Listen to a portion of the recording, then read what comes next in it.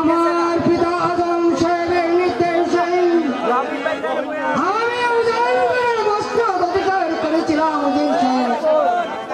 আর এই মসনদ রক্ষাতেই আচ্ছা আপনি সবসময় আমার পাশে থাকবেন, যাতে ওই শয়তানের কাছেই আমাদেরকে পরাজিত না হচ্ছে।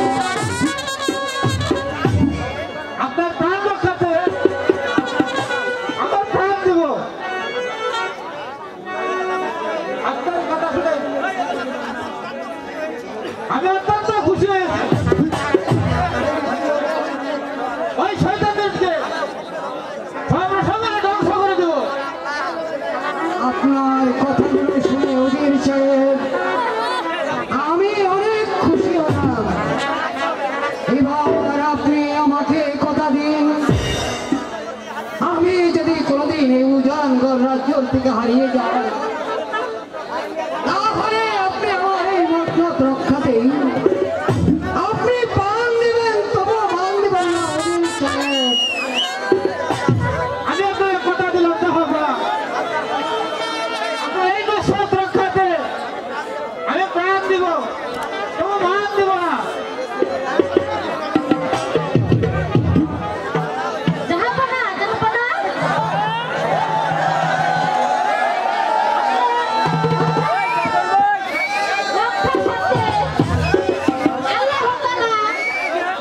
হ্যালো,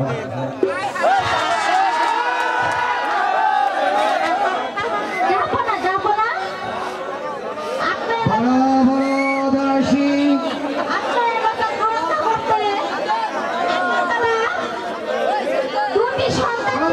আলহামদুলিল্লাহ। সত্যি বলছো দাসী? আমি সত্যি বলছি। যাও যাও দাসী, রাজ্যতে এক আনন্দ উৎসবের আয়োজন করো দিয়ে। যাও যাও দাসী, উজির সাহেব ভালো জাহাপনা, আমার সন্তানদের নাম রাখার জন্য একজন জাহাজ জ্যোতিষী ডেকে আনুন। এই কে আছিস? জ্যোতিষকে পাঠিয়ে দে।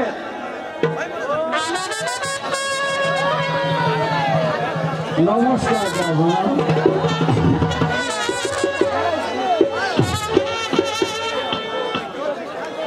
জ্যোতিষ ঠাকুর, আপনি ভালো করে গণনা করে দেখুন,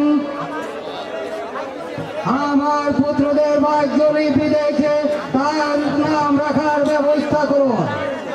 ঠিক আছে জাহাপনা, আমি তাই করছি।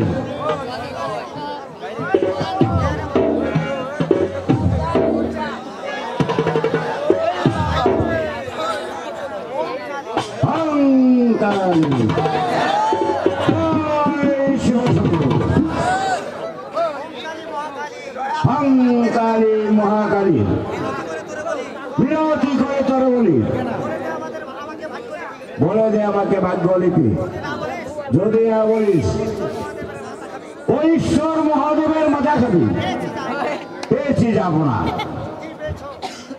বলো বলো জ্যোতিষ ঠাকুর, কি পেয়েছ?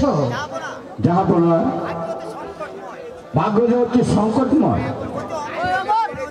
অতি অমঙ্গল বলে মনে হচ্ছে। কিসের অমঙ্গল জ্যোতিষ ঠাকুর?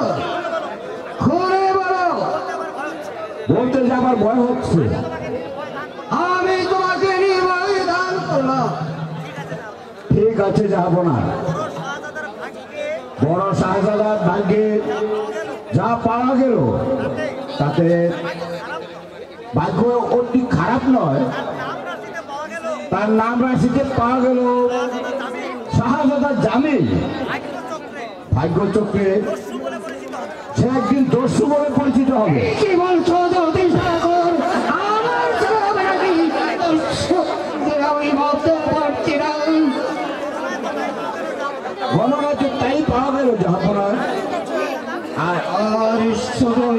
মর্যাদা ছোট শাহজাদার না পাওয়া গেল, শাহজাদার সজল সে অতি ভাগ্যবান হবে। তবে আপনার দুই ছেলে শূন্যছাড়া হয়ে যাবে, ওদের মাঝে যে বিপদের আশঙ্কা আছে, এমনকি আপনাকেও এই রাজ্য থেকে বিতাড়িত হতে হবে।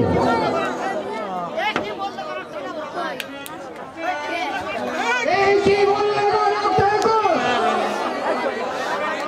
বলো বলো গণক ঠাকুর, এর কি কোনো ব্যবস্থা নেই?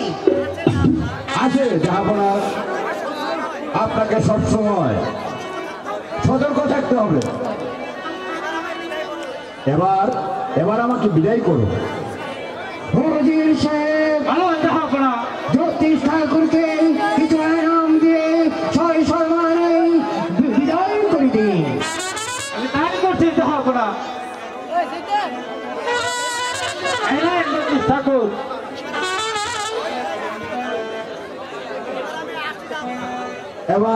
এবার আমি আসি। যাবো না আদাব, যাবো না আদাব।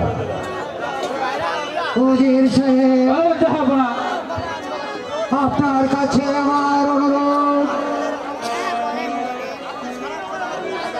আপনি সারাক্ষণ আমার পুত্রদের নজরে ওদের যেন কোনো বিপদ এইগুলো মুসাইকে বলে দিবে। আমার পুত্রদের পাশে যেন সর্বক্ষণ থাকে।